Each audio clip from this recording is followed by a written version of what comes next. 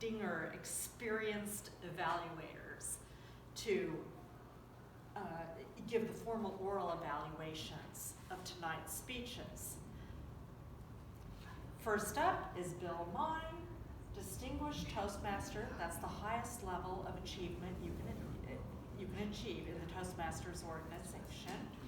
Bill's been a Toastmaster for decades, and I'd like to welcome him up to evaluate Roger's speech.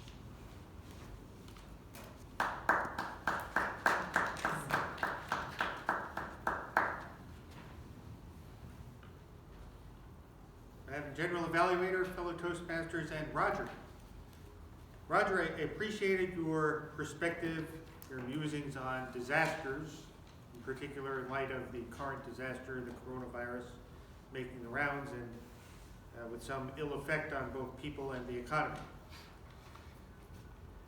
I've given speeches like this myself, where I have so much I want to say about so many different things that I can't quite fit them all into one package that hangs together as a logical speech. It was interesting. It was entertaining. It was educational. It was thought-provoking. What more do you want in a speech? It was good in all those ways. But what I want in a speech is, this is just conventional. The conventional way of giving a speech is to have perhaps an end in mind, a thesis statement. Can you produce a thesis statement for this speech? It might have been something like, disasters happen all the time. We need to be prepared. And then build the rest of your speech around that purpose.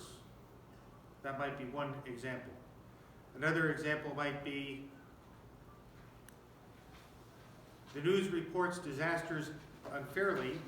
A more balanced view from the news would be both sides, or all sides, all aspects. Not just the bad news, but the good news. Not just the bad news, but the perspective. So when you hear bad news about disasters, have some perspective. That might be your thesis statement.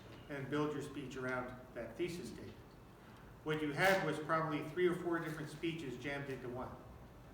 I've given speeches like this myself, I know, I'm telling you. The way to improve this speech is to give it again, a second time, a third time, a 4th time. Try to polish it up with some specific thesis statement in mind that you can start and end with, and try to give 3 main points that you hang the rest of your speech around. A lot of stuff might fall by the wayside and not get included if you do it that way. This is a good place to start. It's a good brainstorm for a really good speech. A lot of material is in here, and a lot of it, as I said, is entertaining and educational and informative. But to make it truly a speech that is cogent and organized, you need to learn for yourself what is it really about, and then what points support that main thesis. Leave all the rest out.